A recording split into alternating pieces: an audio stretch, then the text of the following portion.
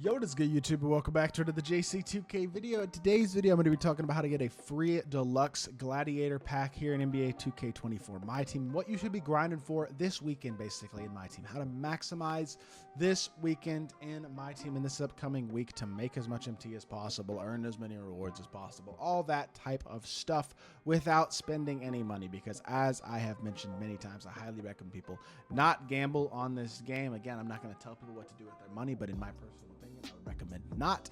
I don't think it's worth it. I think your odds are pretty bad, and I just think you can compete without spending money, without funding 2K and their poor decisions and greedy practices. But before we hop into the video, if you haven't already, make sure you hit the subscribe button. Help me push towards the 25,000 subscriber mark on the channel. I upload every single day, and would really appreciate it if y'all do subscribe. Without further ado, we'll start with what everybody's probably here for, which is how to get this this deluxe pack. Also going to talk about the spotlights that are out, the clutch time reward, unlimited, all that type of just touch on everything real quickly that is important from this weekend. But if you want a gladiator deluxe pack, all you got to do, you got to get one triple double. That honestly is not that hard. You can do this in a 40 point, 60 point triple threat challenge. You can do it in a longer game.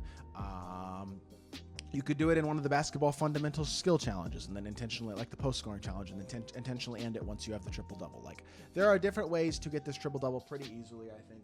Technically, you could do it in triple threat offline as well, but it's really hard. And I mean, I guess you could do it with blocks, rebounds, and points would probably be the easiest way to do it in triple threat offline, to be honest, but that's going to take a lot of blocks, and the odds of that working too easy are kind of low. So I think in general, your best bet is probably just to find a 40 or 60 point triple threat challenge to complete this in, or doing it in a basketball fundamentals challenge. Bold wins, win 5 games using 3 bold players. The easy part about this is that the 3 bold players can go at the end of your bench, so you can do this in any game mode. Like if you want to go into unlimited, you can get that done in unlimited. You could do it in salary cap as well. Honestly, I have one bold player in my lineup right now in this Bill Russell. When you look at all the bold players that are already in the game, though, I think you could do this. You could just knock it out offline and 5 triple threat offline games real quickly if you'd like to, or whatever the case may be. But there are also ways to get it done even quicker than that, or easier than that, without having to play offline. If you're an online player, you can just throw a couple of these guys in your lineup and go into triple threat online, go into clutch online, throw them at the end of your bench in unlimited.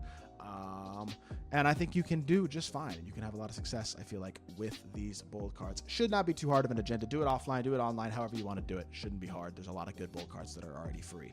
Third challenge is win a game using 13 Cavaliers players. It does not exclude challenges only, so the easiest way to do this is literally just going to be to build a full team of Cavaliers players, and then to go over here, 2 challenges come down. And I actually shout out to the dude in my comments who informed me of this earlier this week, I think. This free throw challenge is actually the fastest challenge to do for these win games agendas, like win with 10 players, win with 13 players, as long as it's not excluding challenges, because all this challenge, all you have to do is make 4 free throws, and there's a minute left in the game, and you're up by like 4 points, so they auto foul you. So you just make both free throws, let them shoot and score or miss or whatever, and then they'll auto foul you again. You make both free throws again, and the challenge automatically ends. It takes like 30 seconds, which is really, really nice, maybe a minute. So regardless, that should be super duper easy to finish that agenda. The last 2 agendas are earn multiplayer MT and then earn single player MT. I mean, the single player MT is kind of boring, but like in general, again, these are not that bad. You will complete some of these agendas while you're getting these other agendas done anyway. So the final agenda is just completing your gladiator spotlight challenges. Also going to be pretty easy, pretty simple, and that will get you a deluxe pack. Honestly, it does not look too hard this week. Looks like a pretty easy grind for a deluxe pack. I would 100% recommend getting this deluxe pack, which also, of course, means completing these spotlights as well. Just because I think it's your best bet for getting value. I mean, you get a unsellable base pack, another unsellable base pack, and then a unsellable regular pack from completing the spotlight. So there is a chance always that you could get another gladiator player out of one of those packs, especially the regular pack, not the base pack. 2000 MT and a perimeter defender deluxe pack as well if you want those. Overall, I mean, again, it's a good grind. It's a little bit of free content. It's nothing too special. It's what they've been doing every week, but I do think it is 100% worth doing. I think my dog has something that he shouldn't have in his mouth. So you know what? I'll be back in just a second. Sorry, let me go figure out what's going on over there. All right, sorry, I am back. So as I was saying, I do think it's worth completing the deluxe pack. I think it's worth getting these spotlights done, all that type of stuff, just for the chance to get something decent out of it, obviously. Odds are you're going to end up with a pink diamond from the deluxe pack from the agendas and nothing else out of the other spotlight packs. But realistically, if you look at the set, I mean, it's not a cheap set. 126, that's 252,000 MT, 157,500 adds another and makes it 409,500 so far, plus a little bit under another 150K. This is going to end up somewhere close to 550,000 MT to lock in about. You pull a pink diamond, that makes it about 500K MT. So I'm at 275K MT. If you pull a pink diamond out of the deluxe pack, that should make this about a 500,000 MT lock-in for this set. So I got to grind out a couple 100,000 more MT, but honestly, that won't take that long. I'll get that in the next couple of days just by playing the game. The game is rewarding enough and easy enough to play that I definitely think it should be pretty easy to get this set done. And I do think this set is worth completing as well. This has basically just been the one thing I've been doing recently with this game, including with this Friday content, is just locking in the sets with MT each week, because you lock in the set, you get one of these dark matters. In all likelihood, I mean, there are some really good ones and there are some not so good ones. I would say MJ this week is the worst one. Booker's pretty good, but not insane. Ewing also pretty good, but not insane. I think Tatum, Luol Deng, and Bol Bol are definitely a slightly higher level. But overall, this is not the best drop. This isn't as deep of a drop, dark matter-wise, I wouldn't say, as last week. But it's still a pretty good drop. Obviously, MJ, I would say, is the worst one simply because his release is bad. But again, I'm going to lock this in with MT again. That'll be a video y'all will see later this week. And then obviously keep grinding on these bold cards. Steph expires on Tuesday. Bill Russell expires the Tuesday after that. I've already completed all of them on my account personally. New round of salary cap started today, so make sure y'all are grinding salary cap as well if you want Dan Issel. That's something that I would make a video on that we'll be releasing tomorrow, which is a salary cap video on the best salary cap lineup possible.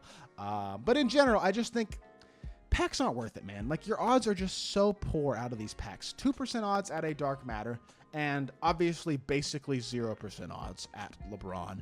10% odds at an Opal, and the Opal's like, Arvidas is good, the other two aren't great. You can buy them anyway off the player market. Why would you try to spend money or MT to pack them? I mean, if you want to spend your MT on packs, I understand that. At the end of the day, maybe you get lucky. I hope you get lucky. It's your choice. Spending money on this game at this point on packs just feels like a terrible investment, like 95% of the time. It's rare that the packs actually have good enough odds to expect good return value. And obviously the fact of the matter is you're gambling no matter what. You're not guaranteed anything no matter what you open. Even the base, I mean, the base odds are awful. 3% odds at a pink diamond, 5% odds at a diamond, 10% odds at an amethyst. Obviously, only pink diamond and up is actually going to give you a player from this set. So less than 2% odds at an opal, a dark matter, or obviously 100 overall. So I just think your odds in general are really bad from opening packs, and that's why I continue to say every single week, don't open packs. Don't do it. It's not worth it. You can build a really good team without spending packs. Like, look at my team. I haven't spent money on this game in a month and a half now, except for the Pro Pass. And like, I have SGA, I have Gilbert, I have good shooting guards, I have good small forwards, I have free Bill Russell, free Laurie as my power forwards, and yes, I have gambling centers. I got lucky. I've pulled a couple of good gambling centers. I got D-Rob out of the lock-in. I got Akeem out of a single. I even pulled Wilt out of a single when I opened up Season 5 Super Pack singles. So I've gotten decently lucky with a couple of these pulls.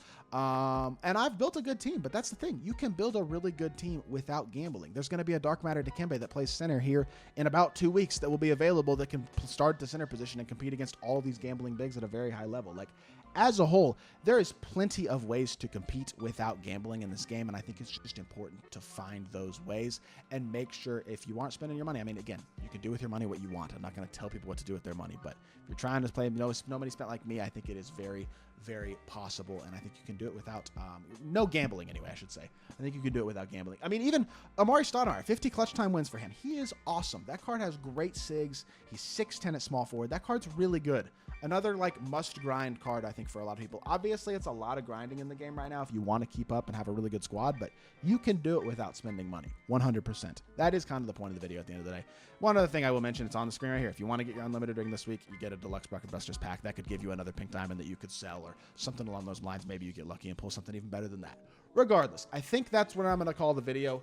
I hope y'all did enjoy this video, and if you did, make sure you hit that like button, leave a comment, and subscribe. I'll be back with more 2K content very, very soon, and I appreciate y'all. Peace.